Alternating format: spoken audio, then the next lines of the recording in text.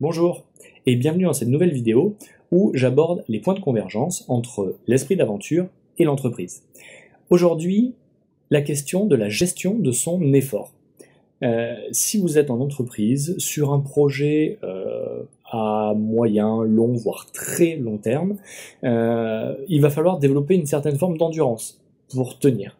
Dans une vidéo précédente, j'ai abordé le sujet de la motivation, comment on reste motivé à court terme quand le projet est à long terme, mais si on se consacre cette fois-ci au sujet de l'effort et de l'endurance, voilà deux conseils que je peux vous donner et que je tire directement de mes expériences d'aventure, en particulier celle de ma traversée de la France en triathlon, et je reviendrai là-dessus juste après. Donc d'abord, les deux sujets. Le premier, c'est vraiment celui de se préparer à développer cette capacité d'endurance mentale. Alors je parle surtout d'endurance mentale parce qu'on se projette ici dans l'usage en entreprise, donc c'est surtout mental, même s'il peut y avoir une part d'endurance physique, c'est surtout d'endurance mentale dont on parle. Et moi, il y a un outil que j'utilise énormément, alors pour ma préparation sportive systématiquement, et de plus en plus dans des sujets plus professionnels. Cet outil, c'est la visualisation. La visualisation, alors je crois que c'est un outil qui doit venir de l'auto-hypnose, c'est hyper simple et ça marche super bien. Ça utilise une partie du cerveau qui ne fait pas la différence entre faire quelque chose et imaginer qu'on a fait cette chose. Donc en fait, rien que le fait de l'imaginer fait croire à notre cerveau qu'on l'a déjà fait. Donc quand la situation se présente, eh ben on est mieux disposé pour relever le challenge. Donc comment la visualisation elle nous aide justement sur cette endurance, et ben c'est justement parce qu'on va essayer de se projeter dans ces situations. Donc visualiser, c'est vraiment fermer les yeux, être dans un moment calme et essayer de vraiment imaginer ce que l'on va vivre, ce que l'on va faire, ce que l'on va ressentir, tout ce qui va se passer en nous, de visualiser les détails de ce qu'il y a autour de nous. Vous pouvez, dans la visualisation, vous pouvez essayer de sentir des odeurs, des températures, vous pouvez imaginer tout ce que vous voulez pour rendre la situation la plus réelle possible et la plus proche de de la situation pour laquelle vous vous préparez. Et surtout, de ne pas oublier dans cette phase de visualisation de vous voir réussir à atteindre un objectif, un des micro-objectifs qui vous mènent vers l'objectif plus macro, et ça je vous renvoie aux premières vidéos, puisque c'est justement en découpant un objectif à long terme en objectif à court terme que l'on va effectivement développer la motivation intrinsèque qui permet de soutenir cette endurance.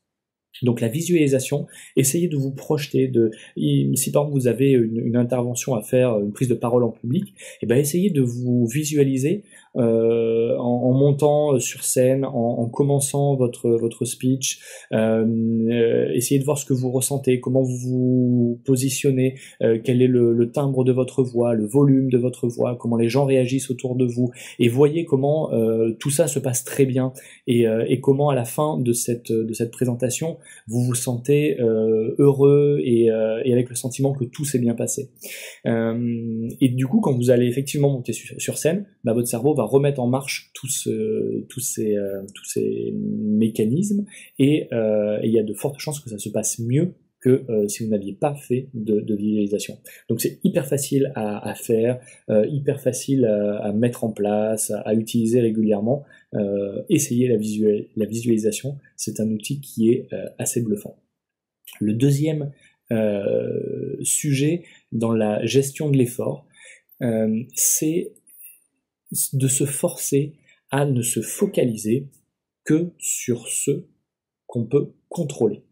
Se focaliser sur des sujets sur lesquels on n'a aucune préhension, aucun contrôle, c'est une perte d'énergie, perte de temps, mais c'est une perte d'énergie. Souvent on a l'impression que tout est à notre contrôle et que l'on doit contrôler tout ce qui nous entoure. Dans les faits, en fait, c'est rarement le cas, hein. Si vous en mettez dans l'entreprise, on fonctionne en équipe a priori, et si on est en équipe, c'est parce que justement, il n'y en a pas un qui contrôle tout. Chacun va venir contrôler une sous-partie et n'a pas à s'occuper d'aller contrôler ce que fait les autres. Quand je dis contrôle, c'est vraiment en termes de faire, hein, pas de savoir si c'est bien ou pas bien.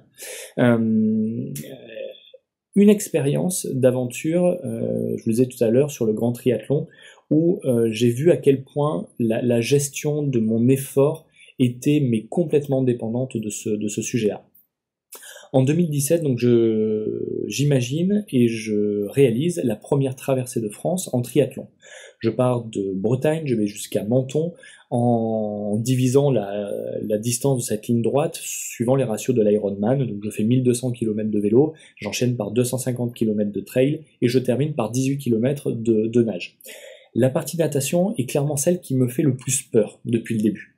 Je me suis préparé, j'ai visualisé beaucoup, je me suis entraîné évidemment physiquement en piscine, un petit peu en mer, mais ça reste une étape qui me fait peur. Je sais pas nager, enfin, je n'aurais jamais fait particulièrement de la natation. En plus c'est en mer, je dois passer devant Monaco avec tous les yachts, les jets, bah, c'est pas rassurant. Bref, je prends le départ de ce dernier jour et ma femme est avec moi sur un kayak devant moi pour me signaler et me servir de bateau de secours au cas où. Je parcours les 5 premiers kilomètres et on fait une pause sur une petite plage juste à l'entrée de Monaco. Au moment où on sort le kayak de l'eau, qui est un kayak gonflable, on entend un gros et là on se retourne et on voit, avec ma femme tous les deux, on voit le kayak qui se dégonfle petit à petit et qui se ratatine sur la plage.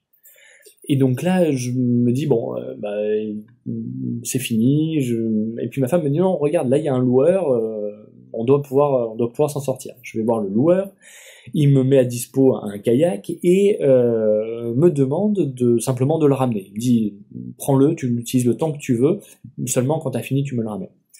Et donc je me remets à l'eau, et à partir du moment où je me remets à l'eau, il n'y a plus que ça qui tourne dans ma tête, il n'y a plus qu'un truc qui s'agite et qui tourne sans cesse: comment je vais ramener ce kayak? Ma femme ne pourra pas le ramener toute seule. Je sais qu'elle n'est pas hyper à l'aise sur l'eau toute seule, donc je ne me vois pas du tout lui demander de ramener le kayak ce soir, faire 18 km toute seule. Moi, j'en serais a priori incapable. Je suis déjà épuisé des jours précédents.